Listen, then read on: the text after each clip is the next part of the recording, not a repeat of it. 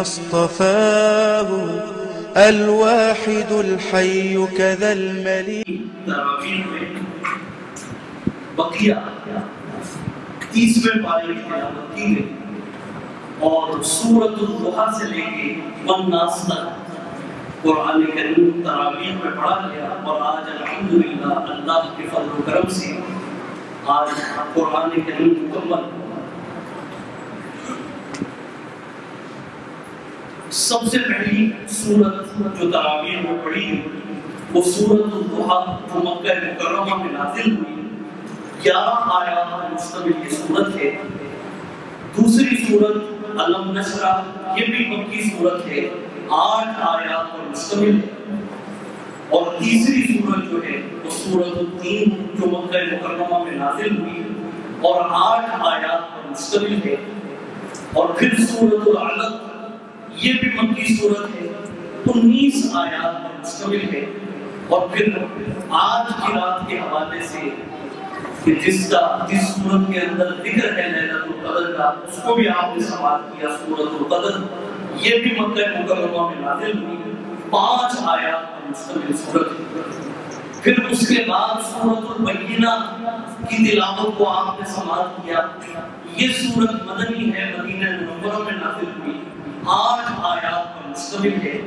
اور پھر سورۃ الزلزال یہ بھی مدینہ منورہ میں نازل ہوئی، اس کی تلاوت کو بھی آج آپ نے سماعت کیا. 8 آیات پر مشتمل سورت ہے.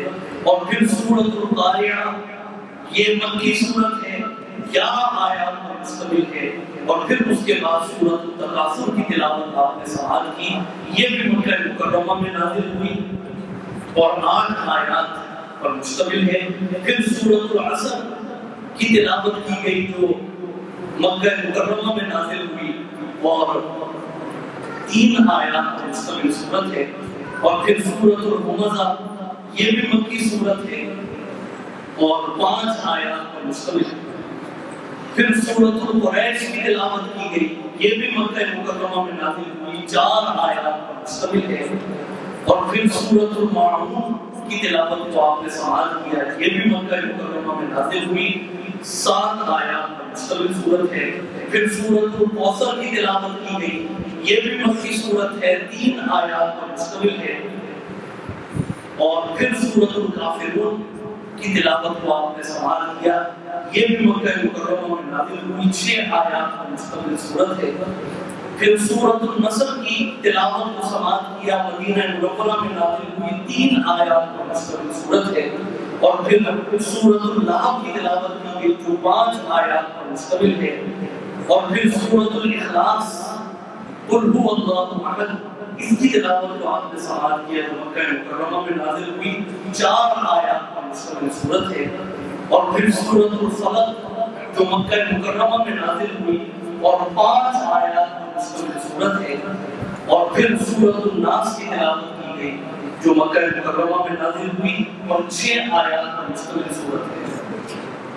تو آج 27ویں تراویح میں الحمدللہ 22 سورتوں کی تلاوت کی گئی اور آج کی تراویح میں کل آپ نے الحمدللہ 152 آیات کی تلاوت کو سماعت کی. الحمدللہ.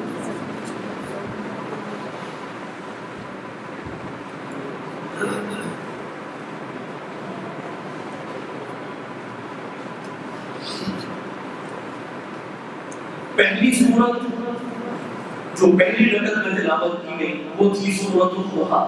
سبحان اللہ، مکہ مکرمہ میں نازل ہوئی، 11 آیات مبارکہ ہے اس سورت.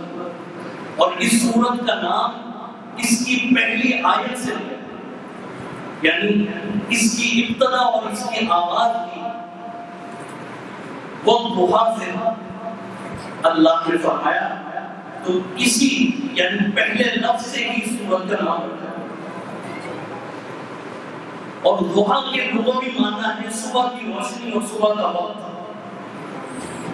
اور شان نزول اس کا یہ ہے سورت کا کہ حضور اکرم صلی اللہ علیہ وسلم پر نزول وحی کا سلسلہ کچھ عرصے تک رکا، یعنی وحی آپ کے اوپر نازل نہیں ہوئی.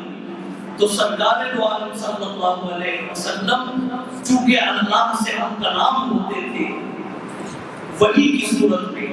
تو جب وحی کچھ دن نازل نہیں ہوئی تو آپ بہت زیادہ غمگین ہو گئے, پریشان ہو گئے کہ وہ جو ایک اللہ سے ہم کلام ہونے کا مجھے شرف ملتا تھا میں اس سے محروم ہو گیا. مضطرب ہے.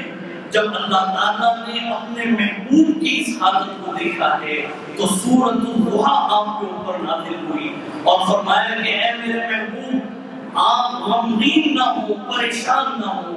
اور پھر یہ وحی کا سلسلہ جو ہے یہ شروع ہو گیا اور اللہ تعالیٰ نے آپ کو اس قدر انعامات سے نوازے گا کہ آپ مطمئن ہو جائیں گے. اس صورت کے اندر ذکر ہے اور علماء مفسرین نے لکھا ہے کہ والضحیٰ سے مراد جو ہے آپ کا چہرہ انور کی طرف اشارہ ہے کہ اللہ نے آپ کے چہرے کی قسم کھائی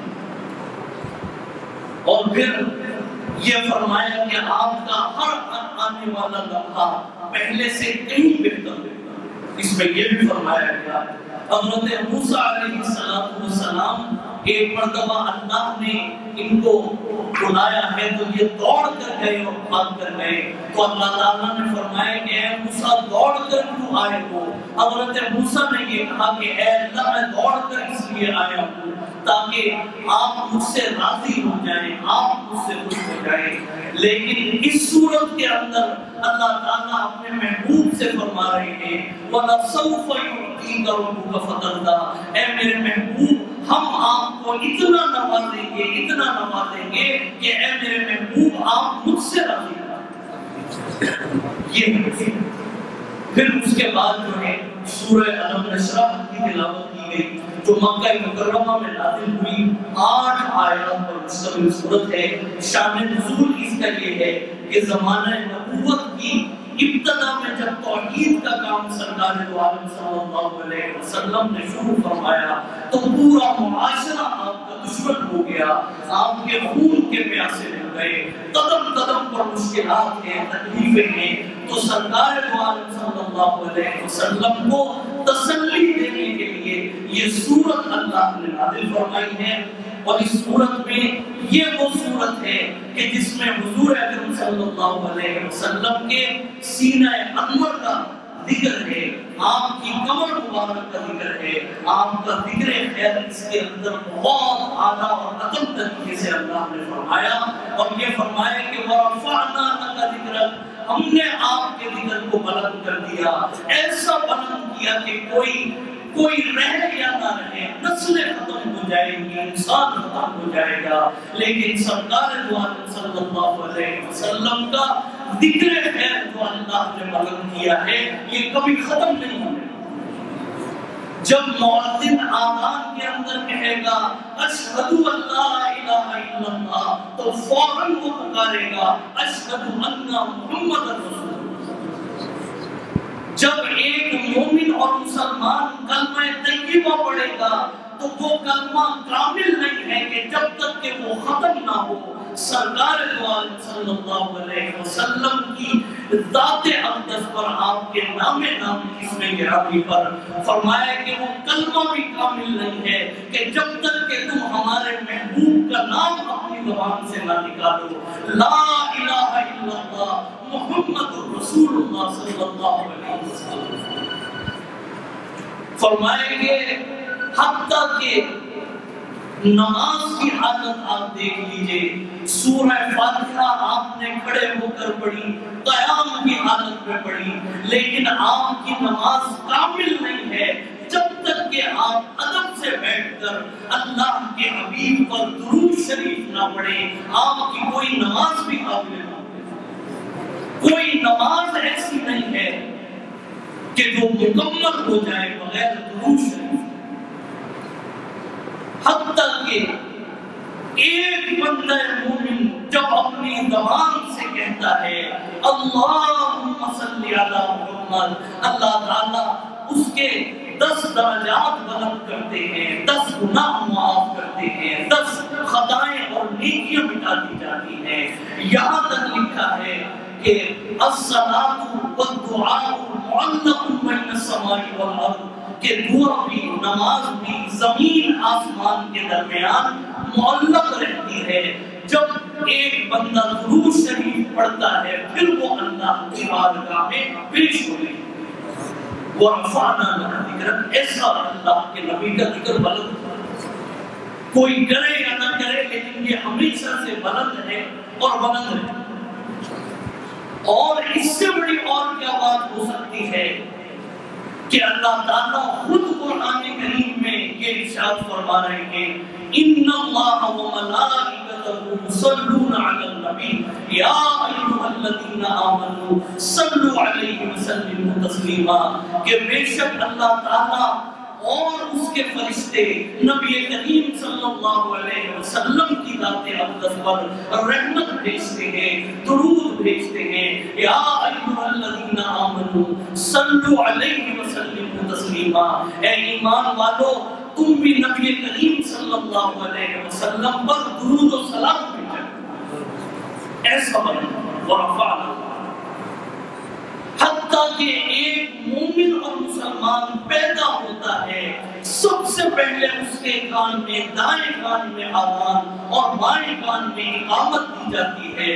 اس میں بھی سرکار دو عالم صلی اللہ علیہ وسلم کا ذکر خیر ہے. اشہد ان محمد رسول اللہ، اشہد ان محمد رسول اللہ. پیدا ہوتے ہی آپ دیکھ لیجئے کہ نبی کریم صلی اللہ علیہ وسلم کا نام نامی اسم گرامی اس کے کان میں آذان دے کے اس کی روح کو یہ خبر دی جاتی ہے کہ دیکھو یہ ہے نبی محترم، یہ ہے محمد عربی صلی اللہ علیہ وسلم جن کا نام نامی اسم گرامی تم نے پوری زندگی اپنی زبان پر جاری رکھا. حتیٰ کہ ایک مومن اور مسلمان جب اس دنیا سے رخصت ہوتا ہے نماز جنازہ کامل نہیں ہے کہ جب تک کہ درود شریف نہ پڑھا جائے سرکار دو عالم صلی اللہ علیہ وسلم کی ذات راضی. یہ ہے ورفعنا. حضور اکرم صلی اللہ علیہ وسلم کا مقام بہت اونچا. حضرت ابو ہریرہ رضی اللہ تعالیٰ انہیں ایک مرتبہ سرکار دو عالم صلی اللہ علیہ وسلم سے یہ پوچھا کہ یا رسول اللہ متى وجبت لک النبوہ، آپ کو نبی کب بنائے؟ تو اس کا جواب تو یہ تھا کہ اے ابو ہریرہ 40 سال کی عمر میں مجھے نبی بنائے. اور کتابی جواب اور علمی جواب یہ تھا کہ 40 سال 6 ماہ اور 10 دن مجھے نبی بنا دیا. لیکن قربان جائیے سرکار دو عالم صلی اللہ علیہ وسلم نے فرمایا کہ اے ابو ہریرہ ابھی حضرت آدم علیہ السلام کو بنانے کے لیے ان کی مٹی بھی جمع نہیں کی گئی تھی، میں اس وقت میں بھی نبی تھا، اس وقت میں بھی مجھے نبوت سے نواز ہے. اور آپ دیکھیے کہ حضور اکرم صلی اللہ علیہ وسلم کو اگر بھیجنا مقصود نہ ہوتا تو نہ انبیاء کا سلسلہ ہوتا، نہ زمین و آسمان ہوتے، نہ چرند پرند پہاڑ. فرمایا کہ یہ سب حضور اکرم صلی اللہ علیہ وسلم جو نبی کے آخر الزمان ہے محمد عربی صلی اللہ علیہ وسلم، یہ تمام کا تمام سلسلہ جو ہے یہ اللہ نے اپنے حبیب کے لیے، اپنے محبوب کے لیے یہ پوری کائنات کو بنایا گیا. اور آپ کو اللہ نے رحمت للعالمین بنا کر بھیجا ہے. خود اللہ تعالیٰ رب العالمین ہے. جہاں جہاں رب کی ربوبیت جائے گی وہاں وہاں سرکار دو عالم صلی اللہ علیہ وسلم کی رحمت بھی وہاں پر. اس لیے کہ اللہ نے سورہ فاتحہ میں یہ ارشاد فرما دیا الحمدللہ رب العالمین، اور اپنے محبوب کے بارے میں فرمایا وما ارسلناک الا رحمتا للعالمین، اللہ رب العالمین اور سرکار دو عالم صلی اللہ علیہ وسلم رحمت للعالمین. تو یہ ورفعنا لک ذکر کے اندر اللہ نے ایسا اپنے محبوب کا نام بلند کیا ہے. آیت نمبر 1 تا 4 میں فرمایا گیا کہ اے میرے محبوب کیا ہم نے آپ کا سینہ کھول نہیں دیا اور ہم نے آپ کا بھاری بوجھ اتار دیا اور ہم نے آپ کا ذکر خیر بلند کر دیا اور ہر مشکل کے بعد جو ہے وہ آسانی ہے۔ پھر اس کے بعد سورۃ التین کی تلاوت کو آپ نے سماعت کیا۔ یہ مکہ مکرمہ میں نازل ہوئی ہے اور 8 آیات پر مشتمل سورت ہے، اور اس کی آیت 4 میں فرمایا گیا کہ یقیناً ہم نے انسان کو بہترین صورت میں پیدا کیا ہے، اور آیت 6، 7، 8 میں فرمایا گیا کہ جو لوگ ایمان لائے اور انہوں نے نیک عمل کیے ان کے لیے ایسا اجر ہے کہ جو کبھی ختم نہیں ہوگا۔ یعنی ایمان لائے اور نیک عمل کیے۔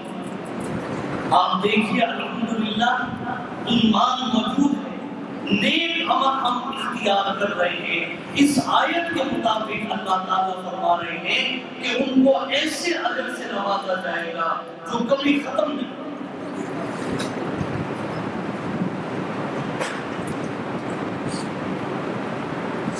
پھر کون سی چیز ہے،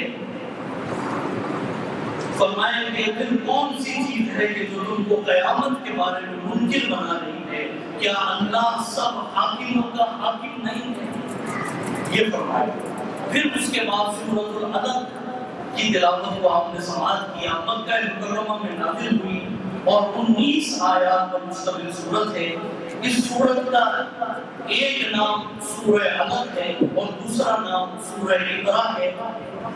علق عربی زبان میں جمے ہوئے اونٹ کے لوتھڑے کو کہتے ہیں، اور دوسری آیت کے آخر میں لفظ علق آیا ہے، اسی لیے اس سورت کا نام سورہ علق رکھا گیا۔ اس سورت کی ابتدائی 5 آیات میں پہلی وحی کے طور پر غار حرا میں سرکار دو عالم صلی اللہ علیہ وسلم پر جو پہلی وحی نازل ہوئی ہے، اور اس کے بعد کی آیات جو ہیں وہ ابو جہل کے بارے میں نازل ہوئی، اور جو حضور اکرم صلی اللہ علیہ وسلم کو نماز سے روکتا تھا۔ ایک روایت میں یہ آیا ہے کہ ابو جہل نے سرکار دو عالم صلی اللہ علیہ وسلم کو نماز پڑھتے دیکھا، آپ سجدے کی حالت میں ہیں، تو اس بدبخت نے گستاخی کرنا چاہا، یعنی حضور اکرم صلی اللہ علیہ وسلم نماز کی حالت میں ہے، تو یہ ابو جہل بدبخت اس کے دل میں یہ بات آئی کہ میں گستاخی کروں۔ اب آپ اندازہ لگائیے اللہ تعالیٰ ہم سب کو ادب رسول صلی اللہ علیہ وسلم عطا فرمائے، عشق رسول عطا فرمائے۔ یہ ادب اور عشق ایسی چیز ہے کہ جو آپ کو رفعتوں اور بلندیوں پر فائز کرنے کی انشاءاللہ۔ یہ روایت کے اندر یہ واقعہ موجود ہے کہ یہ ابو جہل اس کے دل میں یہ بات آئی نعوذ باللہ کہ سرکار دو عالم صلی اللہ علیہ وسلم سجدے کی حالت میں ہو، تو یہ بدبخت کہتا ہے کہ میں ان کی گردن پر نعوذ باللہ اپنا پاؤں یہ سکتے۔ ہم قربان جائیں، یہ روایت موجود ہے، حدیث کے اندر آتا ہے کہ یہ آگے بڑھا ہے یہ کرنے، لیکن جیسے ہی یہ آگے گیا جھٹکا اس کو لگا ہے اور یہ پیچھے کی طرف پلٹا ہے، اور پھر اس نے یہ کہا کہ میرے درمیان اور حضور صلی اللہ علیہ وسلم کے درمیان ایک آگ کی بہت بڑی خندق ہے، اور میں آگے جانا چاہتا ہوں، مجھے ایسا معلوم ہوتا ہے کہ جیسے میں آگ کی خندق میں گیا فوراً پیچھے کی طرف۔ آپ دیکھیے یہ مقام ہے سرکار دو عالم صلی اللہ علیہ وسلم کا۔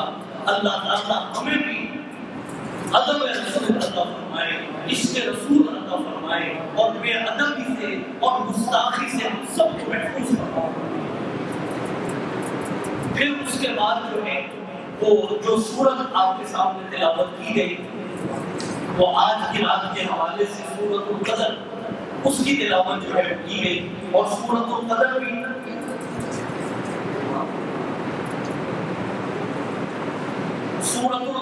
اس رات کے حوالے سے آپ کے سامنے جو پڑھی گئی ہے اس میں آج کی رات کا اصل میں ذکر ہے، اور یہ 5 آیات پر مشتمل ہے۔ مکہ مکرمہ میں نازل ہوئی ہے، اور آج کی رات کے حوالے سے اس میں ہمیں بہت سی چیزیں جو ہے وہ اس سورت کے اندر ملتی ہیں۔ یہ 111 حروف ہیں، 30 کلمات ہیں، اور اس کی تفسیر الحمدللہ آپ نے آخری حصے میں سنی ہے۔ مختصر طور پہ عرض کیے دیتا ہوں، اللہ نے یہ وہ صورت ہے کہ جس میں نزول قرآن کا ذکر اللہ نے فرمایا کہ اس رات میں اللہ تعالیٰ نے قرآن کریم نازل کیا۔ یہ رات وہ ہے کہ جس میں آسمان سے فرشتے اور جبریل امین تشریف لاتے ہیں دنیا میں اللہ کے ان بندوں کے لیے جو عبادت میں اور بندگی میں لگے ہوئے ہوتے ہیں۔ یہ وہ رات ہے کہ جس میں اللہ تعالیٰ جو عبادت میں لگا ہوا ہوتا ہے اس کو 1000 مہینوں سے بڑھ کر جو ہے اس کو ثواب عطا فرماتے ہیں، اور یہی وہ رات ہے کہ جو طلوع فجر تک سلامتی ہی سلامتی ہے، اور اس میں برکت ہی برکت ہے۔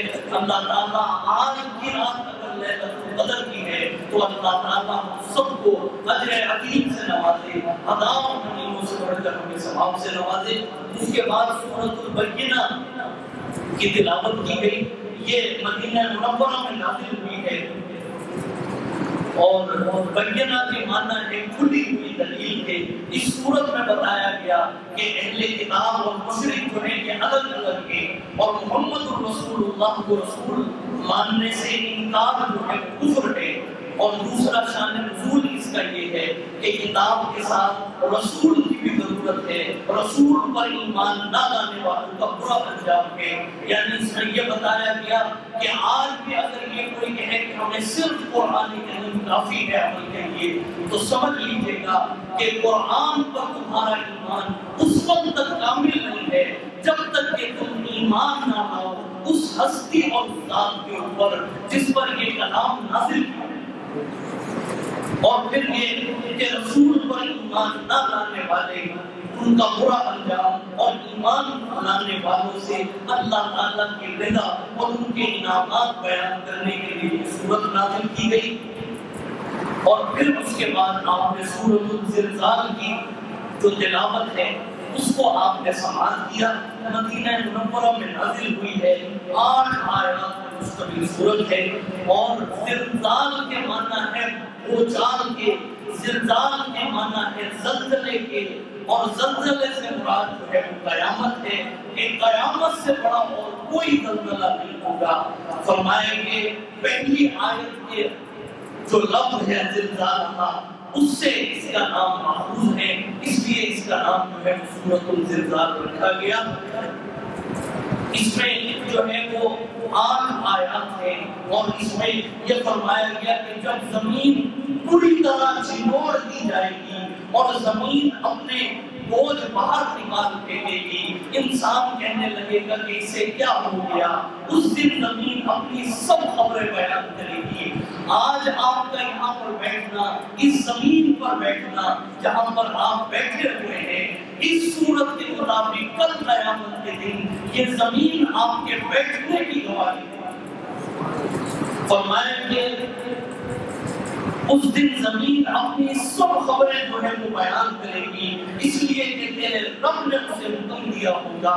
اس روز لوگ مختلف جماعتیں ہو کر واپس لوٹیں گے تاکہ انہیں ان کے اعمال دکھا دیے جائیں۔ اور آیت نمبر 6 میں فرمایا گیا کہ بس جس دن ذرہ برابر بھی، بس جس نے ذرہ برابر بھی نیکی کی ہوگی وہ بھی اسے دیکھ لے گا، اور جس نے ذرہ برابر برائی کی ہوگی وہ بھی اسے دیکھ لے گا۔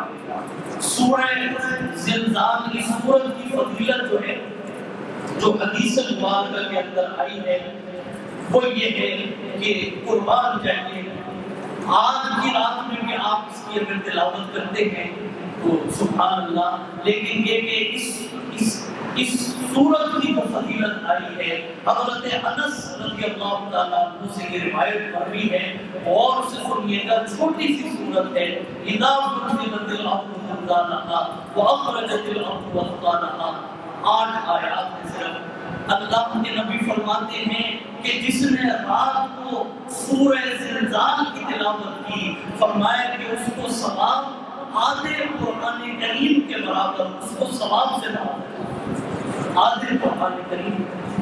یعنی آپ نے ایک مرتبہ اس کی تلاوت کی تو یہ ایسا ہے کہ جیسے آپ نے نصف قرآن کی تلاوت جو ہے اس کو ادا کیا۔ اور پھر اس کے بعد سورۃ العادیات کی تلاوت کو آپ نے سماعت کیا۔ مکہ مکرمہ میں نازل ہوئی 11 آیات پر مشتمل سورت ہے، اور العادیات کے معنی دوڑنے والے گھوڑے ہیں، اور شان نزول اس کا یہ ہے کہ مکی دور میں جنہوں نے آخرت کی زندگی کا انکار کیا، موت کے بعد آنے والی زندگی کا انکار کیا، موت کے بعد زندگی آخرت میں دوبارہ اٹھائے جانے کا انکار کیا، فرمائے کہ اس کے ضمن میں اس صورت کو نازل کیا کہ تمہیں اللہ کے سامنے پیش ہونا ہے، تمہیں دوبارہ اٹھایا جانا ہے، اور ایک عمل کا جو تم دنیا میں کرتے رہے اس کا حساب دینا ہے۔ اس کی آیت 5 تا 11 میں فرمایا گیا کہ یقیناً انسان اپنے رب کا بڑا ہی ناشکر ہے۔ آپ دیکھیے یہ آیت آج آپ نے تراویح میں سماعت کی، جب آپ نے سن لی تو اب سننے کے بعد آپ اللہ کے شکر گزار بندوں میں آج سے آپ یہ نیت کریں کہ انشاءاللہ ہم کبھی بھی ناشکری نہیں کریں گے۔ اور اگر آپ نے اس آیت پر عمل کر لیا تو قرآن کریم کی ایک اور آیت میں اللہ تعالیٰ فرماتے ہیں لَإِن شَكَرْتُمْ لَأَزِيدَنَّكُمْ، اگر تم نے میری نعمتوں کا شکر کیا تو پھر میں نعمتوں کی بارش کروں گا۔ اللہ تعالیٰ ہم سب کو شکر گزار بندوں میں سے اپنا شکر گزار بندہ بنائے۔ بس شکر یہ ہے کہ دل سے انسان اللہ کی نعمتوں کا شکر کرے کہ اے اللہ تم نے مجھے زندگی دی، اے اللہ تم نے مجھے صحیح سالم آزاد دیے، اے اللہ تم نے اولاد دی، تو نے رزق دیا، ایسی ایسی نعمتیں ہیں، اس سے بڑی اور کیا نعمت ہوگی؟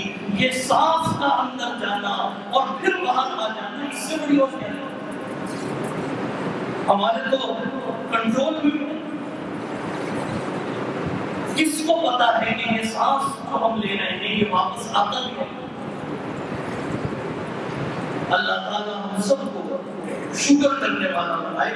تو اس کی آیت 5 تا 11 میں یہ فرمایا گیا کہ یقیناً انسان اپنے رب کا بڑا ہی ناشکر ہے، اور وہ یقیناً خود بھی اس پر گواہ، یعنی انسان خود بھی گواہ ہے کہ میں واقعی ناشکر ہوں۔ یہ مال کی محبت میں بڑا حصہ ہے۔ اب اس آیت مبارکہ سے یہ بات بھی سمجھ میں آ رہی ہے کہ کوئی اگر یہ کہے کہ جی میرے دل میں تو مال کی محبت نہیں، تو اس آیت کے مطابق اس کا دعویٰ جو ہے وہ غلط ہے، وہ اپنے دعوے میں سچا ہے۔ مال کی محبت یہ اللہ کی طرف سے۔ حضرت عمر فاروق رضی اللہ تعالیٰ وہ ایک مرتبہ باہر تشریف لائے تو مال غنیمت آیا، اور اتنا مال آیا کہ انسان کے قد سے اونچا ہو گیا، اتنا سونے چاندی کا ڈھیر۔ تو حضرت عمر فاروق رضی اللہ تعالیٰ وہ تشریف لائے انسپیکشن کے لیے۔ آپ نے اس مال کے ڈھیر کے سامنے کھڑے ہو کر یہ کہا کہ اے مال، میں یہ نہیں کہتا کہ میرے دل میں مال کی محبت نہیں ہے، یہ میں نہیں، اور کیوں نہیں کہوں گا کہ خود اللہ تعالیٰ قرآن کریم میں یہ چیز ارشاد فرما رہے ہیں۔ فرمایا کہ زُيِّنَ لِلنَّاسِ حُبُّ الشَّهَوَاتِ مِنَ النِّسَاءِ وَالْبَنِينَ، کہ اللہ تعالیٰ نے انسان کے دل میں مال کی محبت بھی رکھی ہے، سونے چاندی کی محبت بھی رکھی ہے، عورتوں کی محبت بھی رکھی ہے۔ یہ کون سا انکار ہے؟ انسان ہے جو انکار کرتا ہے۔ تو مال کی محبت سے انکار ہم کر نہیں سکتے، لیکن بس یہ حضرت عمر فاروق رضی اللہ تعالیٰ عنہ کی یہ بات ذرا سی ذہن میں رکھیے گا۔ حضرت عمر فاروق رضی اللہ تعالیٰ عنہ نے فرمایا تھا، فرمایا کہ میں یہ نہیں کہتا کہ میرے دل میں مال کی محبت نہیں ہے، وہ تو ہے، لیکن آپ نے دعا مانگی ہے، اللہ تعالیٰ ہمیں بھی یہ دعا مانگنے کی توفیق عطا فرمائے۔ وہ دعا یہ مانگی سونے چاندی کے ڈھیر کے سامنے کھڑے ہو کے، فرمایا کہ میں یہ نہیں کہتا کہ میرے دل میں مال کی محبت نہیں ہے، یہ میں نہیں کہوں گا، لیکن اے اللہ اس مال میں سے اتنا مال مجھے عطا فرما کہ وہ مال میرے ایمان کی سلامتی کر دے۔ اے اللہ جس مال سے میرے ایمان کو نقصان پہنچے، جس مال سے میں جہنم کی گھاٹی میں گر جاؤں، اے اللہ اس مال سے تو مجھے محفوظ کر۔ یہ دعا مانگنی ہے۔ تو فرمائیں گے انسان جو ہے وہ مال کی محبت میں جو ہے وہ بڑا سخت ہے، اور کیا اسے وہ وقت معلوم نہیں ہے جب قبروں میں ہے، جب قبروں میں جو کچھ ہے نکال لیا جائے گا اور سینوں کی پوشیدہ باتیں ظاہر کر دی جائیں گی، بے شک ان کا رب اس دن ان کے حال سے پورا باخبر۔ یہ سورۃ العادیات میں بیان کیا گیا۔ اس کے بعد سورۃ القاریعہ کی تلاوت کو آپ نے سماعت کیا۔ مکہ مکرمہ میں نازل ہوئی 11 آیات پر مشتمل یہ سورت ہے۔ القاریعہ کا مطلب ہے کھڑکھڑانے والی، اور اس سے مراد جو ہے قیامت ہے۔ قاریعہ کا معنی کھڑکھڑانے والا حادثہ، اچانک آ جانے والی مصیبت۔ اس سورت میں قیامت کو عظیم اور ہلا دینے والی آفت اور حادثہ قرار دے کر غافل انسان کو چوکنا کیا گیا کہ جب حادثہ رونما ہوگا تو گھبراہٹ اور بدحواسی کا عالم یہ ہوگا کہ لوگ بھاگے پھریں، یعنی جب وہ قیامت آئے گی تو لوگ بدحواس ہو کر گھبراہٹ کے عالم میں بھاگنا شروع کر دیں گے۔ جیسے فرمائیں گے اس دن جو ہے یہ پہاڑ روئی کے گالوں کی طرح اڑتے پھریں گے، اور اس میں اللہ تعالیٰ عدالت قائم کرے گا اور نیکی اور برائی کا موازنہ شروع کیا جائے گا، اور جن لوگوں کی نیکیوں کا وزن زیادہ ہوگا وہ پسندیدہ زندگی گزاریں گے، اور جن لوگوں کا برائی کا پکڑا بھاری ہوگا، فرمایا کہ وہ دہکتی ہوئی آگ کی گہری خندقوں میں گرا دیے جائیں گے، جہاں سے نکلنے کا پھر کوئی راستہ نہیں۔ اللہ تعالیٰ ہم سب کو محفوظ فرمائے۔ پھر اس کے بعد سورۃ التکاثر کی تلاوت کو آپ نے سماعت کیا۔ مکہ مکرمہ میں نازل ہوئی 8 آیات پر مشتمل یہ سورت ہے۔ تکاثر کے معنی ہے دولت کی لالچ، اور دولت حاصل کرنے کے لیے ایک دوسرے سے آگے بڑھنا۔ شان نزول اس کا یہ ہے کہ ابن ابی حاتم نے ابو ہریرہ رضی اللہ تعالیٰ عنہ کی روایت نقل کی کہ بعض قبائل جو ہے حادثہ اور بنی الحص میں ایک مباحثہ شروع ہو گیا۔ ہر قبیلے کا فرد اپنے قبیلے کے افراد کے مفاخر بیان کرنے لگا، اس کی خوبیاں، اور بات یہاں تک پہنچ گئی، بڑھ گئی کہ یہ لوگ قبرستان میں جا کر قبریں گننا شروع اپنے آباء و اجداد کے مفاخر اور ان کی قبروں کی گنتی میں لگ گئے۔ بس اس منظر میں یہ سورت نازل ہوئی ہے۔ ترجمہ اس کا یہ ہے کہ کثرت کی چاہت نے تمہیں غافل کر دیا، یہاں تک کہ تم قبرستان جا پہنچے۔ ہرگز نہیں تمہیں عنقریب تم معلوم کر لو گے، ہرگز نہیں پھر تمہیں جلد علم ہو جائے گا، ہرگز نہیں اگر تم یقینی طور پر جان لو گے تو بے شک تم جہنم دیکھ لو۔ یہ اس کے اندر فرمایا گیا۔ اور سورۃ العصر کی آپ نے تلاوت کو سماعت کیا، اور سورۃ العصر 3 آیات پر مشتمل سورت ہے، اور طبرانی کی روایت ہے کہ صحابہ کرام جب ایک دوسرے سے ملتے تھے، جدا ہوتے تھے، تو جدا ہونے سے قبل سورۃ العصر ایک دوسرے کو سناتے تھے۔ حضرت امام شافعی رحمۃ اللہ علیہ فرماتے ہیں کہ اگر پورا قرآن کریم نازل نہ ہوتا اور صرف سورۃ العصر موجود ہوتی تو یہ بھی عمل کے لیے کافی، ایسی عظیم الشان یہ سورت ہے۔ فرمایا کہ زمانے کی قسم تمام انسان جو ہے وہ خسارے میں ہیں، نقصان اٹھانے والے ہیں، سوائے ان لوگوں کے جو ایمان لائے اور نیک اعمال کرتے رہے اور ایک دوسرے کو حق کی نصیحت اور صبر کی تلقین کرتے رہے۔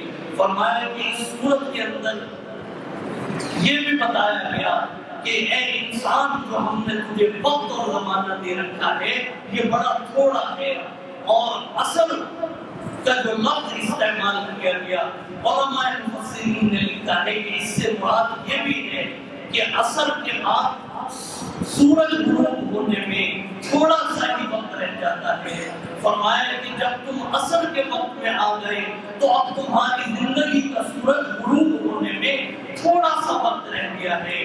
اس لیے ایمان لاؤ، عمل صالح کرو اور ہر بات ایک دوسرے کو کہتے رہو اور صبر کی تلقین کرتے رہو.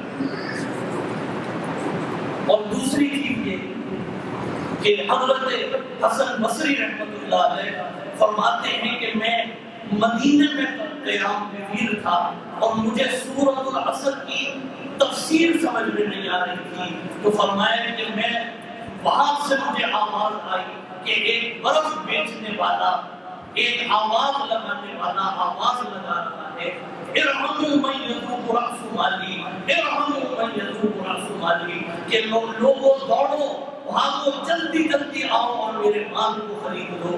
امام حضرت حسن بصری فرماتے ہیں کہ میری سمجھ میں نہیں آیا، میں نے جو باہر جا کے دیکھا تو ایک بچہ جو ہے وہ برف میں تھا. فرمائے کہ اس واقعے سے مجھے سورہ عصر کی تفسیر سمجھ آئی کہ اے انسان تیری زندگی برف کی طرح پگھلتی چلی جا رہی ہے، ایک ایک قطرہ، ایک ایک لمحہ جو تیری زندگی سے نکل رہا ہے، تو قبر کی قریب ہوتا چلا. اے انسان تو مرنے سے پہلے پہلے موت کی تیاری. یہ ہے سورۃ العصر میں. اور پھر اس کے بعد جو ہے وہ سورۃ الہمزہ مکہ مکرمہ میں نازل ہوئی، اس کی آپ نے تلاوت کو سماعت کیا. 9 آیات پر مشتمل سورت ہے. ہمزہ کے معنی اشارے سے تانا دینے والا اور سامنے یا پیچھے برا کہنے والا، غیبت کرنے والا، اس سے یہ مراد ہے. ترجمہ اس سورت کا یہ ہے کہ بڑی خرابی ہے ہر اس شخص کی جو عیب ٹٹولنے والا ہے، غیبت کرنے والا ہو. آیت نمبر 2 میں فرمایا جو مال کو جمع کرتا جائے اور گنتا جائے وہ سمجھتا ہے کہ اس کا مال اس کے پاس سدا رہے. اور سے سنیے گا، یہ آیت آج آپ نے اس کی تراویح میں اس کی سماعت کی ہے، اس کو ذرا غور سے سمجھیے گا. آیت نمبر 2 اللہ تعالیٰ کیا فرما رہے ہیں کہ جو مال کو جمع کرتا جائے، یعنی بس مال ہی مال اور گنتا چلا جائے کہ اب میرا بینک بیلنس یہاں پہنچ گیا، اب اتنی سیونگ ہو گئی، اب اتنا مال نہیں لگا. یعنی جو مال کو جمع کرتا جائے اور گنتا جائے اور وہ سمجھتا ہے کہ اس کا مال اس کے پاس ہمیشہ رہے گا. لیکن غور سے سنیے گا، اللہ تعالیٰ فرماتے ہیں کہ ہرگز نہیں، یہ تو ضرور توڑ پھوڑ دینے والی آگ میں پھینک دیا جائے. اور تمہیں کیا معلوم کہ وہ آگ کیسی ہوگی؟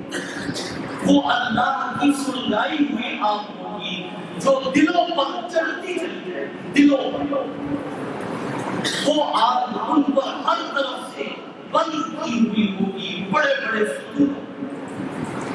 اللہ تعالیٰ ہم سب کو محفوظ فرمائے. پھر اس کے بعد جو ہے سورۃ الفیل کی تلاوت کو آپ نے سماعت کیا. سورۃ الفیل یہ بڑی عظیم الشان ایک سورت ہے، مکہ مکرمہ میں نازل ہوئی، 5 آیات پر مشتمل سورت. اور اس میں اصحاب فیل کا واقعہ اللہ تعالیٰ نے بیان فرمایا ہے. اور ایک پیغام اور اس سورت کو سمجھیے گا، یہ بھی آج آپ نے اس کو تراویح میں سماعت کیا کہ ابراہا جو بیت اللہ کو مختصر طور پہ عرض کروں گا، وقت اتنا نہیں ہے، خانہ کعبہ کو ڈھانے کے لیے آئے. نعوذ تو حضور اکرم صلی اللہ علیہ وسلم کے دادا ابو مطلب وہ اونٹوں کو لے کر پہاڑوں پر چلے گئے. یہ آیا ہے بیت اللہ کو ڈھانے کے لیے. اللہ تعالیٰ نے چھوٹے چھوٹے پرندے بھیجے ہیں، ابابیل، اور ان پرندوں کی چونچ میں ایک ایک، پنجوں میں ایک ایک کنکر پتھر. یہ لکھا ہے کہ ہر کنکر اور ہر پتھر کے اوپر پر ہر ہاتھی والے کا نام لکھا ہوا تھا کہ کون سا کنکر کون سا پتھر کس ہاتھی والے نے ڈالا۔ یہ اللہ ہے۔ اور یہاں سے ایک اور چیز بھی سمجھ میں آ رہی ہے کہ ابابیل چھوٹے چھوٹے پرندے چھوٹے چھوٹے اور کس کے مقابلے میں بھیج رہے ہیں؟ ہاتھیوں کے مقابلے۔ ہاتھی علامت ہے طاقت کی، قوت، اور ابابیل چھوٹے چھوٹے کمزور ہیں۔ ان ابابیل نے یہ نہیں کہا کہ اے اللہ یہ اتنے عظیم الشان فوج کے مقابلے میں آپ ہمیں بھیج رہے ہیں۔ ان ابابیل کو بھی یہ پتا ہے کہ ہمارے پیچھے طاقت کون سی، اور وہ طاقت ہے رب العالمین۔ اور یہاں سے یہ بات بھی سمجھ میں آئی کہ جب اللہ تعالیٰ کسی بڑے کو ذلیل کروانا چاہتے ہیں تو ہمیشہ چھوٹوں کے ہاتھ سے کرواتے ہیں۔ یہ بات فرعون اتنا بڑا ظالم بادشاہ، ایک لہر آئی پر نمرود اتنا بڑا بادشاہ ہے، اتنا مالدار ہے، لیکن زمین میں قارون، شداد، یہ جتنے بھی آپ دیکھیے اللہ نے ان کو جب تباہ برباد کیا ہے تو چھوٹی سی مخلوق کے ذریعے کو ذلیل کر، تو معلوم یہ ہوا کہ کبھی بھی انسان غرور اور تکبر اختیار کرے، یہ غرور اور تکبر اللہ کو پسند ہے۔ اور حدیث قدسی یہ ہے، اللہ تعالیٰ فرماتے ہیں کہ غرور اور تکبر میری چادر ہے، جو اس کو کھینچے گا میں اس کو تباہ برباد کروں۔ تو یہ اس سورت میں بیان کیا گیا، اور اس کے بعد جو ہے پھر سورۃ القریش کی تلاوت کی گئی۔ یہ 4 آیات پر مشتمل سورت ہے، اور قریش عرب کے مشہور قبیلے کا نام ہے۔ حضور اکرم صلی اللہ علیہ وسلم کا خاندان بنو ہاشم اسی قبیلے سے تعلق رکھتا ہے۔ اس سورت میں چونکہ قریش کا ذکر ہے اس لیے اس سورت کا نام سورۃ القریش رکھا گیا۔ دین اسلام اور عقیدہ توحید کی مخالفت میں قریش پیش تھے، اس لیے اللہ تعالیٰ نے اپنے احسانات کا ذکر کرتے ہوئے ان کو عقیدہ توحید کے مطابق اللہ کی عبادت کرنے کی ہدایت اور تلقین کرنے کے لیے یہ سورت نازل فرمائی۔ اور پھر سورہ ماعون، میرے دوستوں اور بزرگوں، آپ جتنے بھی حضرات یہاں پر بیٹھے ہیں، میں ایک بات عرض یہ دیتا ہوں کہ یہ جتنی بھی آیات آپ سن رہے ہیں ان کا خلاصہ، ترجمہ، تفسیر، یہ اتنا اونچا مقام ہے کہ ایک آیت کے بارے میں آیا ہے آج کی رات اگر لیلۃ القدر کی ہے تو آپ کا یہاں پر بیٹھنا عبادت سے خالی نہیں، بس ذرا سا ذوق سے، محبت سے، شوق سے پتہ چلے کہ ہم اللہ کی عبادت کے لیے آئے۔ ایک آیت کو اگر آپ نے سیکھ لیا، یہاں تو اتنی آیات آپ سن رہے ہیں، صرف ایک آیت کو حضور اکرم صلی اللہ علیہ وسلم نے فرمایا، ابو داؤد شریف کی حدیث ہے، یا ابا اللہ تردو تتعلم آیت من القرآن خیر لک من ان تصلی مئۃ رکعہ، کہ اگر ایک آیت کو تم نے سیکھ لیا تو 100 رکعت نفل نماز سے بہتر آپ کو ثواب سے حاصل۔ اور اس رات میں قیام بھی کا ذکر ہے، نوافل، تو آپ نے یہ وقت اگر سیکھنے میں گزار دیا اور رات لیلۃ القدر کی ہوئی تو انشاءاللہ آپ کو لیلۃ القدر کے ثواب سے حاصل۔ تو اس شوق سے بیٹھے اور پھر انشاءاللہ اس کے بعد جو اصل مقصود ہے اللہ سے مانگنا، وہ ہم انشاءاللہ مل کر کریں گے۔ اس میں جو ہے سورۃ القریش میں دین اسلام و عقیدہ توحید کی مخالفت میں قریش پیش تھے، اس لیے اللہ تعالیٰ نے اپنے احسانات کا ذکر کرتے ہوئے ان کو عقیدہ توحید کے مطابق اللہ کی عبادت کرنے کی ہدایت اور تلقین کرنے کے لیے یہ سورت نازل فرمائی۔ اس کے بعد سورہ ماعون کی تلاوت کو آپ نے سماعت کیا، 7 آیات پر مشتمل سورت ہے۔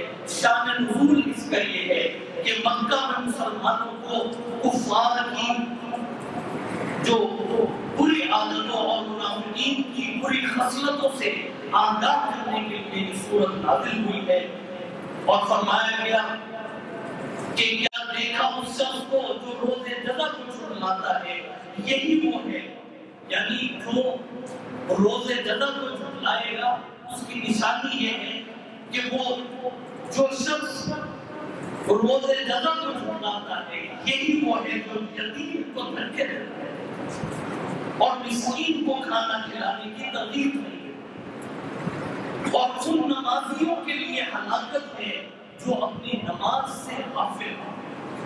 اللہ تعالیٰ ہم سب کو اپنی نمازوں کی حفاظت کرنے کی توفیق عطا فرمائے۔ جو نمازوں سے جو غافل ہیں، کیسے غافل ہیں؟ فرمایا کہ جو ریاکاری اور بلندنے کی عام چیز روک دے، پھر اس کے بعد جو ہے وہ سورۃ الکوثر کی تلاوت کو آپ نے سماعت کیا۔ الکوثر کے لغوی معنی ہے خیر کثیر۔ جب حضور اکرم صلی اللہ علیہ وسلم کے ارشاد کے مطابق کوثر جنت کی ایک نہر کا نام ہے، اور یہ وہ نہر ہے کہ قیامت کے دن انشاءاللہ سرکار دو عالم صلی اللہ علیہ وسلم پیاس سے تھکی ہوئی اپنی امت کو، پیاسی امت کو اپنے ہاتھوں سے حوض کوثر کے جام میں، اللہ تعالیٰ ہمیں بھی یہ ہمارا بھی ایسا مقدر ہو کہ حضور اکرم صلی اللہ علیہ وسلم اپنے دست مبارک سے ہمیں حوض کوثر کا جام ملا۔ حضور اکرم صلی اللہ علیہ وسلم کے صحابزادوں کی وفات پر، یعنی حضرت ابراہیم اور حضرت قاسم، حضور اکرم صلی اللہ علیہ وسلم کے جو صحابزادے تھے، ان کے انتقال پر، ان کی وفات پر مکہ کے مشرکوں نے حضور اکرم صلی اللہ علیہ وسلم کو ابتر کہنا شروع کر دیا، جس پر یہ سورت نازل، یعنی ابتر کے معنی جو ہے کہ جس کی نسل ہی نعوذ باللہ برقرار ہو، لیکن قربان جائیے اللہ نے آپ کو ایسی روحانی اولاد سے نوازا ہے کہ روح زمین پر حضور اکرم صلی اللہ علیہ وسلم کا نامی لینے والے، اسم گرامی آپ پر مر مٹنے والی روحانی حکمت روح زمین پر اس کو پھیلا دیا۔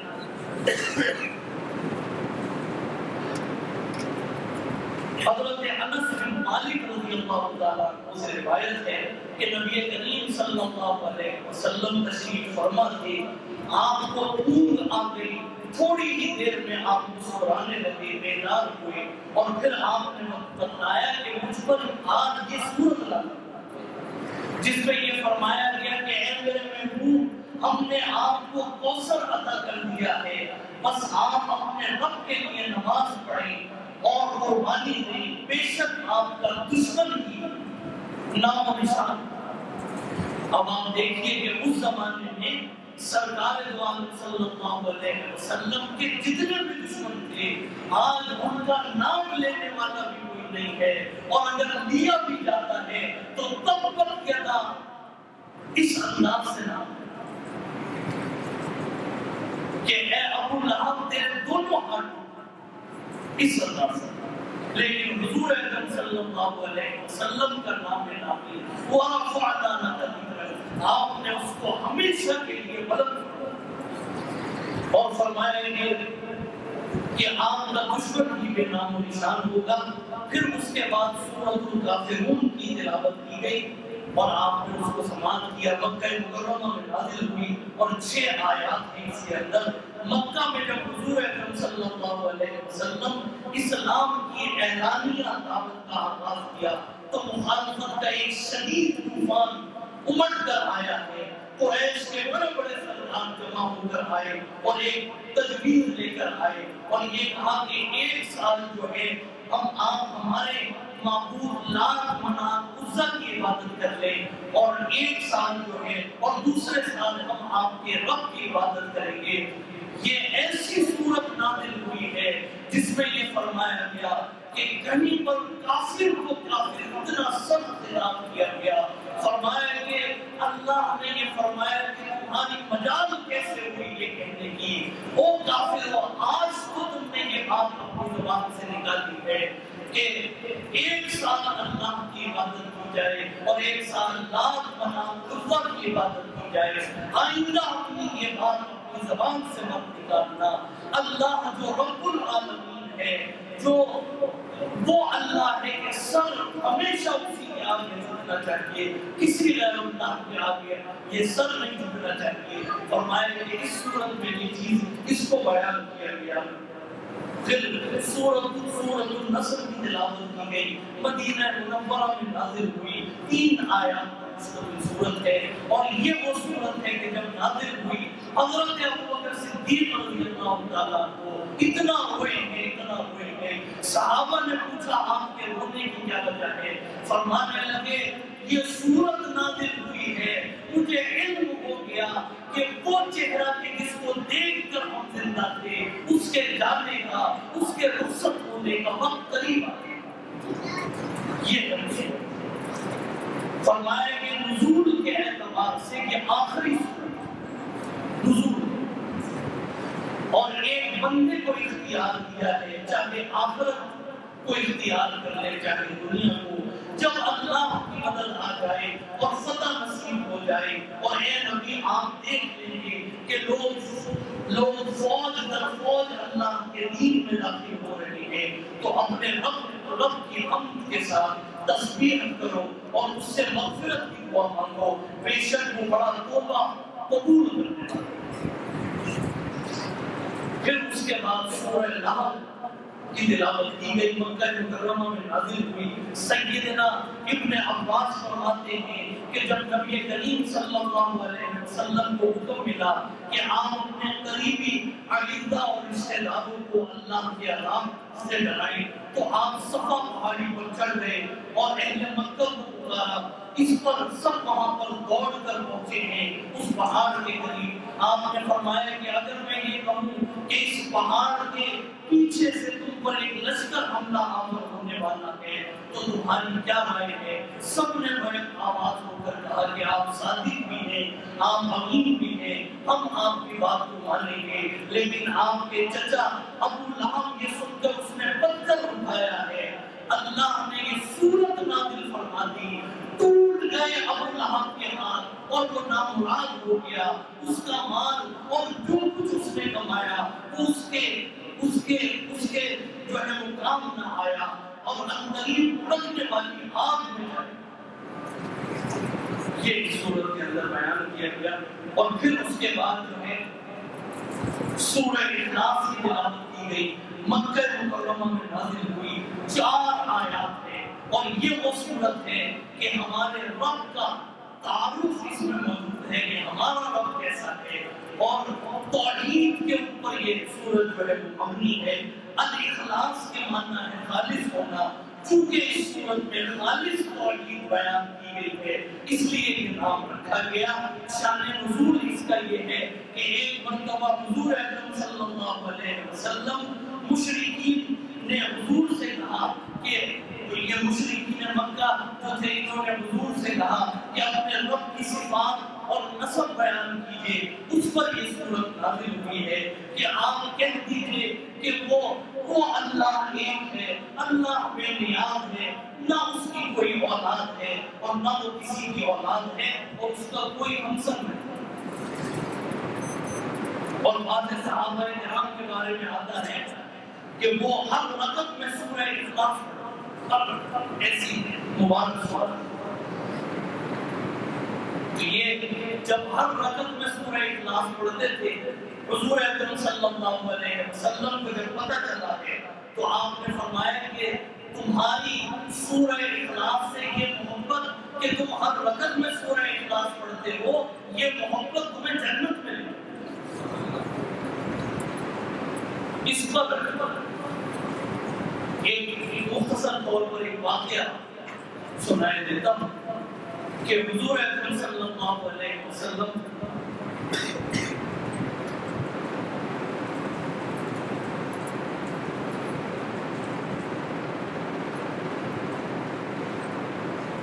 ایک مرتبہ تبوک کے مقام پر،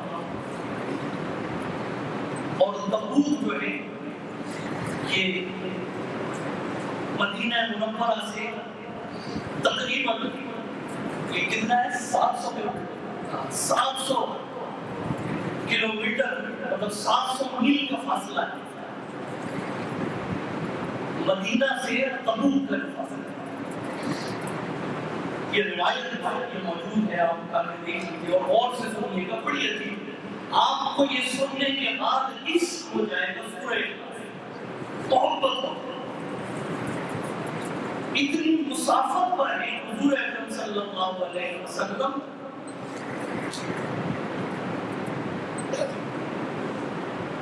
تو سورج نکلا، بڑا روشن، بڑا چمکا۔ تھوڑی ہی دیر میں جبریل امین آئے۔ حضور اکرم صلی اللہ علیہ وسلم نے پوچھا کہ اے جبریل امین، یہ آج سورج اتنا نورانی، اتنا روشن کیوں؟ یہ ہے وہ جواب قرآن ہے۔ حضرت جبریل امین نے فرمایا کہ یا رسول اللہ، آپ کے ایک صحابی مدینہ منورہ میں ان کا حال انتقال اور فرشتوں کی 2 صفیں نازل ہوئی ہیں ان کے نماز جنازہ میں شرکت کے لیے، اور ہر صف میں 70,000 فرشتے۔ جبریل امین سے حضور نے پوچھا کہ اے جبریل امین، یہ ان کو کیسے فضیلت حاصل ہوئی؟ جبریل امین نے فرمایا کہ ان کو یہ فضیلت اس لیے حاصل ہوئی کہ یہ کثرت سے سورہ اخلاص کی تلاوت کرتے۔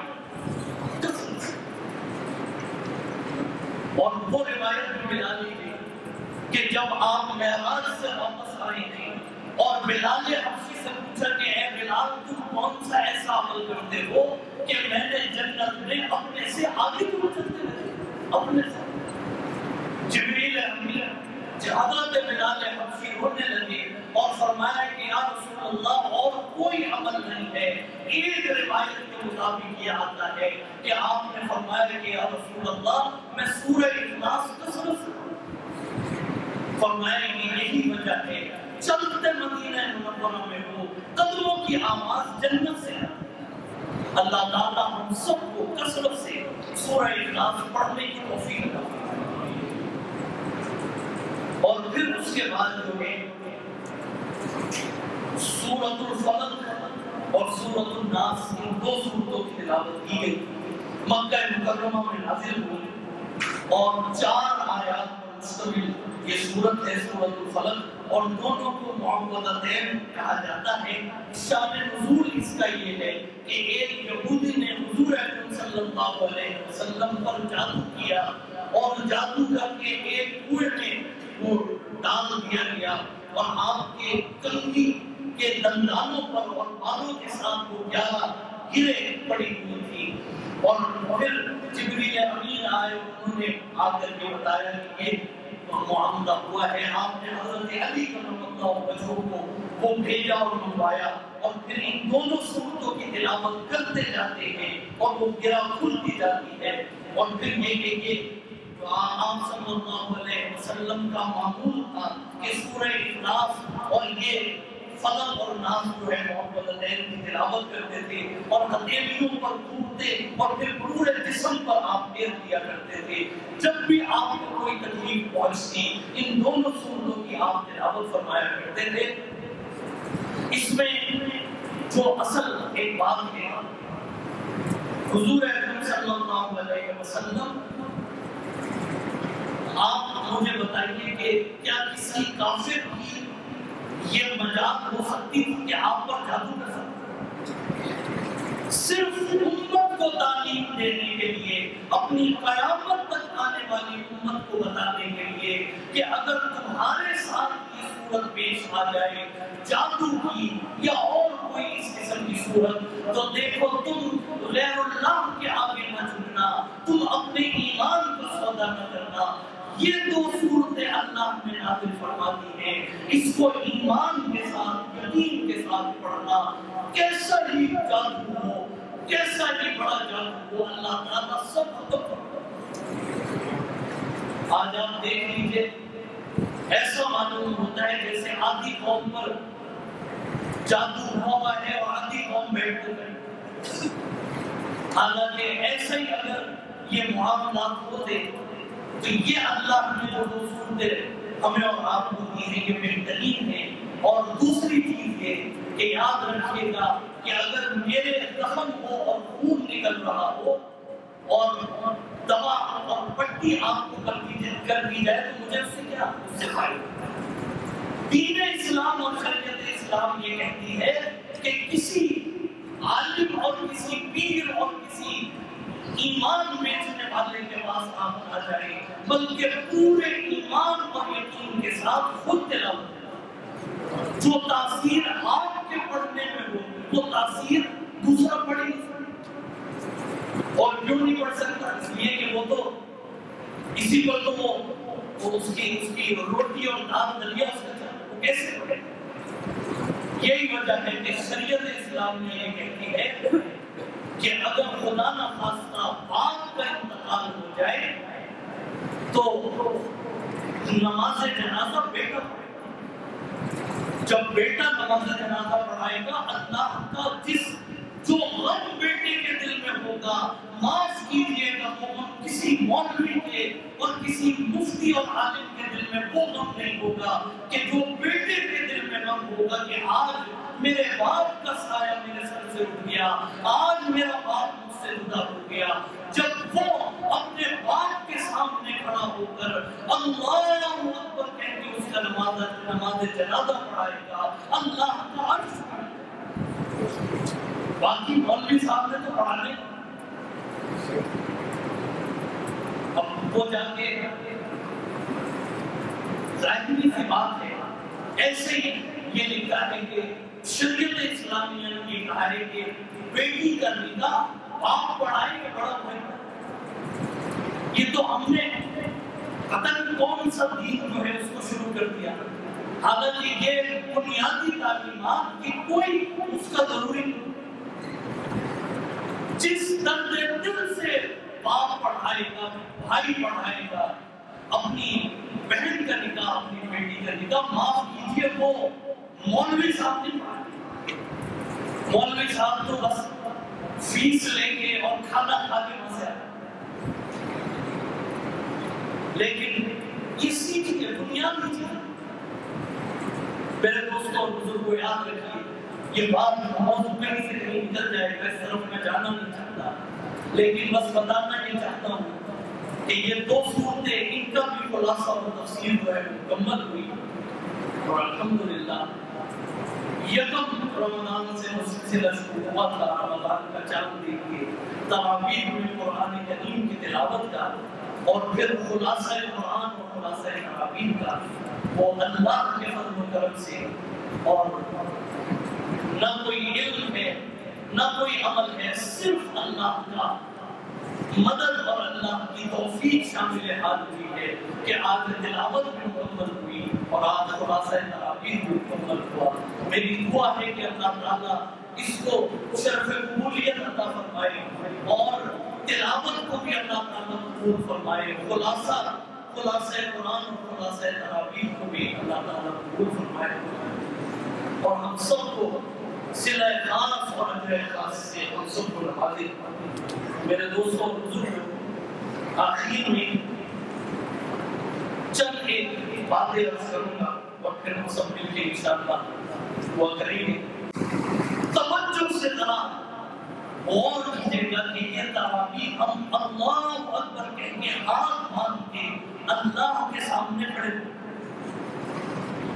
اب امام صاحب جو ہیں وہ تلاوت قرآن ہم سن رہے، تلاوت ہمارے تلاوت قرآن کی آیات ہمارے کانوں میں جا رہی ہیں۔ اب اس تلاوت میں اللہ تعالیٰ کے احکامات ہیں، کہیں پر توحید کا ذکر ہے، کہیں رسالت کا ذکر ہے، کہیں آخرت کا ذکر ہے، کہیں تجارت کا ذکر ہے، کیسے معاملہ کرنا ہے، ایک ایک حکم قرآن کریم میں موجود ہے۔ پیدا ہونے کے بعد سے لے کے قبر میں رکھنے تک کے تمام احکامات آپ کو قرآن کریم میں ملے۔ اب آپ کو تمام احکامات سن رہے ہیں تراویح، اب کچھ آیات پڑھی گئی، کچھ آیات پڑھ کے آپ نے رکوع کیا اور پھر آپ نے اپنا سر، حدیث کے اندر آتا ہے جب کوئی بندہ سجدہ کرتا ہے بظاہر اس کا سر زمین پر ہوتا ہے، حقیقت میں اللہ کے قدموں میں ہوتا ہے۔ آپ نے اپنا سر جو ہے اللہ کے قدموں میں لے جاتے ہیں۔ اب غور کیجیے گا، آپ نے آیات کو سنا، اللہ کے احکامات کو سنا اور اپنی پیشانی جیسی چیز اللہ کے قدموں میں لے جا کے رکھ دی۔ عملی طور پر اللہ سے آپ یہ عہد کر رہے ہیں کہ اے اللہ، جتنی بھی باتیں، جتنے بھی حکم، جتنے بھی احکامات میں نے آپ کے سنے ہیں، میں قدموں میں اپنا سر رکھ کے آپ سے عہد کرتا ہوں کہ اے اللہ، میں اس کے مطابق اپنی زندگی گزاروں، میں اب اس کی خلاف ورزی نہیں۔ میرے دوستوں اور بزرگوں، اگر خدا نہ خواستہ کوئی قرآن کی بے ادبی کر دے تو آپ دیکھیے کہ ہم کوئی مسلمان گوارا ہوگا،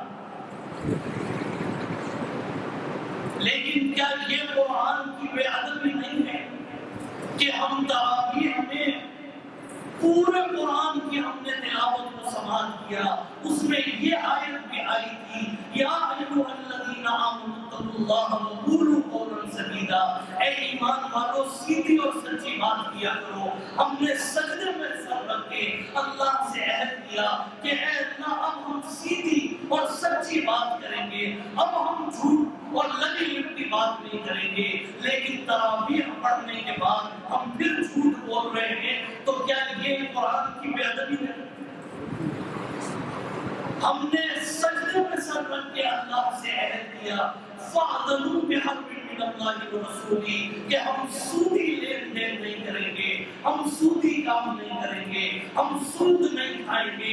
لیکن پھر کیا یہاں پاکستان کے بینکوں میں جو یہ سودی پیسہ رکھا ہوا ہے، یہ سکھوں کا ہے، ہندوؤں کا ہے، مسلمانوں کا ہے؟ آیت بھی سن رہے ہیں، یہ بے ادبی نظر نہیں۔ کیا ہم نے یہ آیت نہیں سنی تھی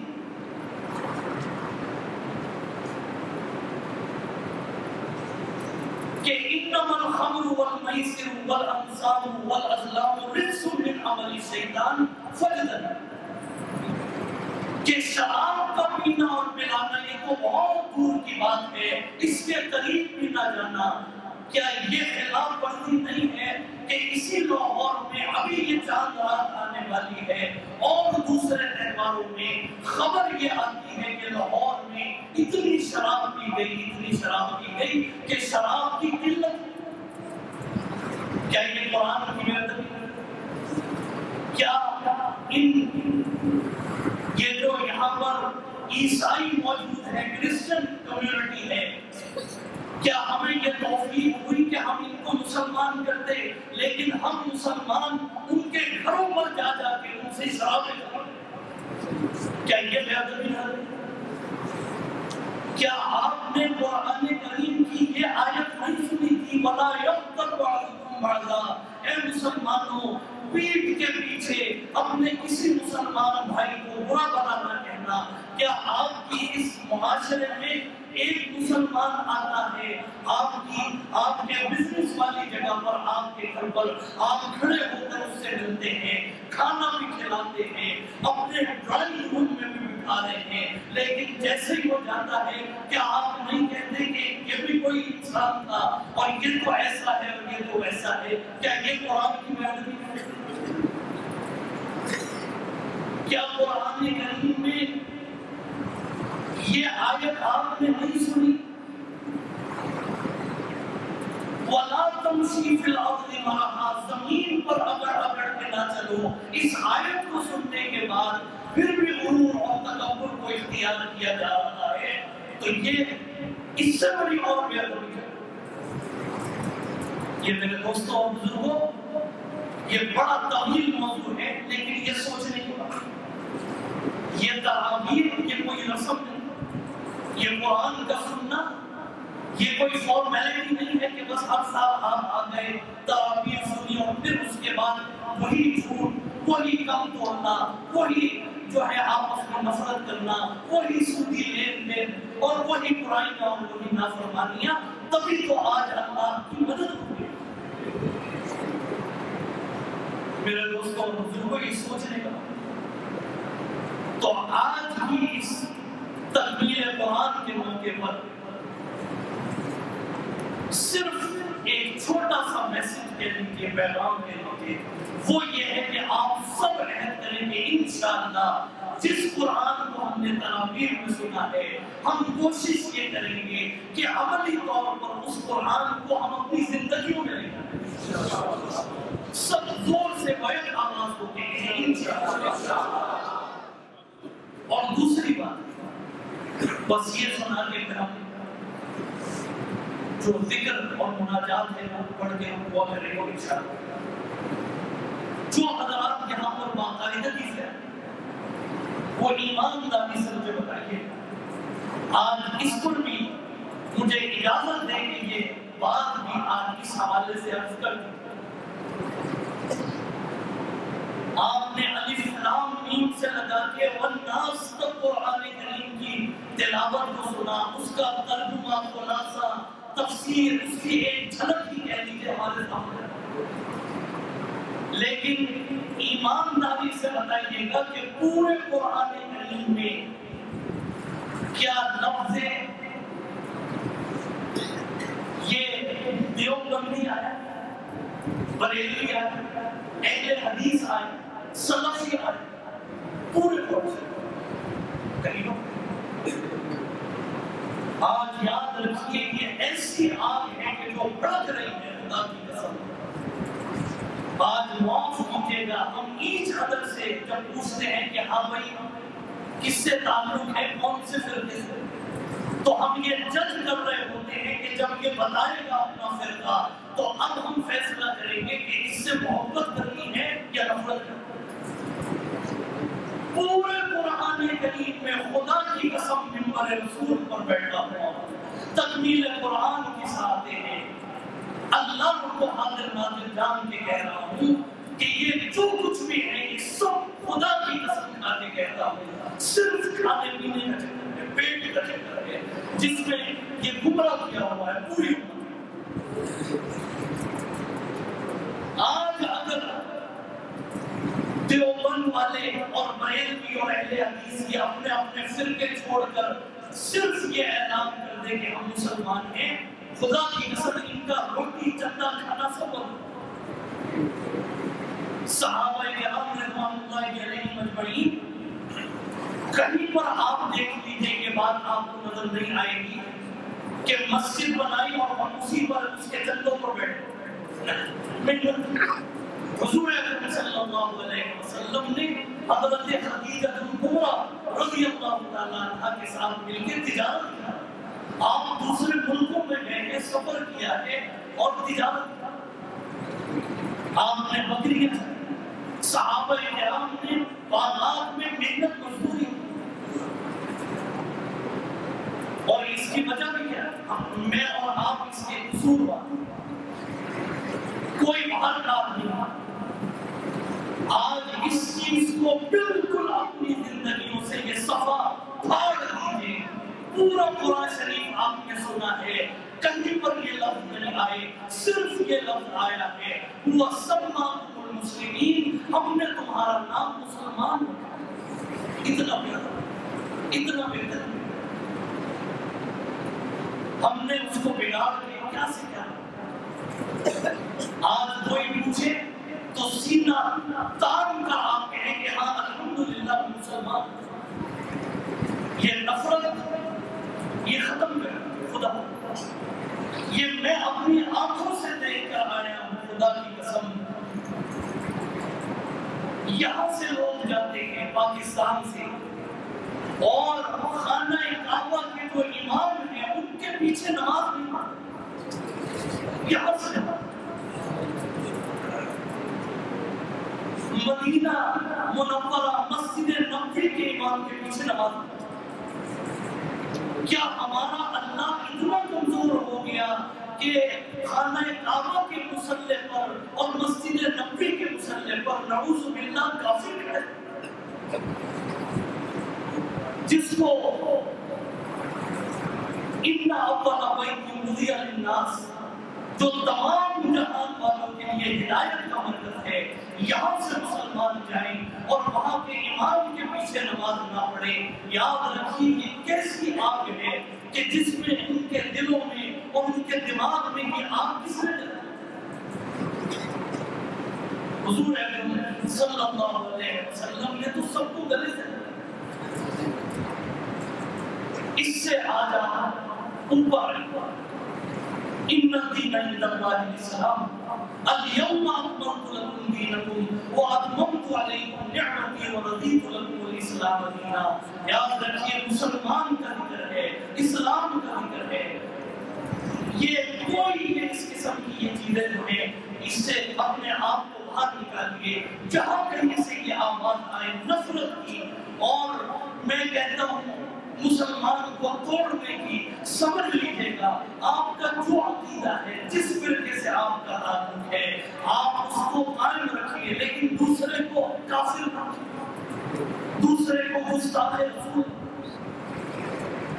اتنی بڑی جنت ہے اللہ کی، کافر کافر کہہ کے مسلمان کو جنت سے دور رکھیں. یہ میرے دوستوں اور بزرگوں آج کے حوالے سے یہ چند ایک باتیں آپ کے سامنے عرض کی ہیں.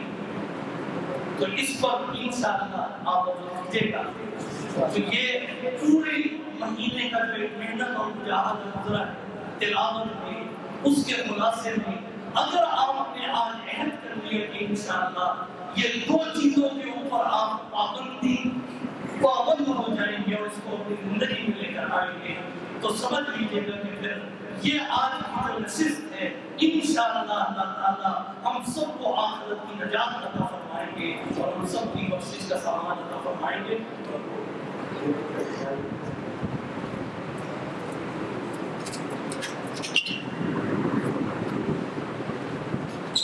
یہ چند حضرات نے قوم کے لیے کہا ہے تو ان کے لیے خصوصی آپ حضرات جو ہے وہ دعا فرما لیں. تو ابھی ایک ذکر ہے وہ میں کروں گا انشاءاللہ، اس کے بعد جو ہے پھر ہم دعا کریں گے. یہ ذکر ایسا ہے آپ میرا اس میں ساتھ دیجیے گا اور یہ حضرت خواجہ حمید الحسن منصور رحمۃ اللہ علیہ کے یہ ان کا بڑا ایک کلام ہے، اس میں بڑی تاثیر اللہ نے رکھی ہے. میسج ٹی وی کے چینل کو سبسکرائب کیجیے اور امن کے پیغام کو پھیلانے میں ہماری مدد کیجیے. ویڈیو کے نیچے سبسکرائب کے بٹن پر کلک کریں اور میسج ٹی وی چینل کے سبسکرائبر بنیں. سبسکرائب کرنے کے بعد بیل کے آئیکن پہ کلک کیجیے تاکہ ہر نئی ویڈیو کی نوٹیفیکیشن براہ راست آپ کو مل جائے. اس ویڈیو کو تھمز اپ کا بٹن دبا کر لائک کیجیے اور اپنی فیس بک وال اور ٹویٹر پر شیئر کیجیے. آپ کا اپنا میسج ٹی وی.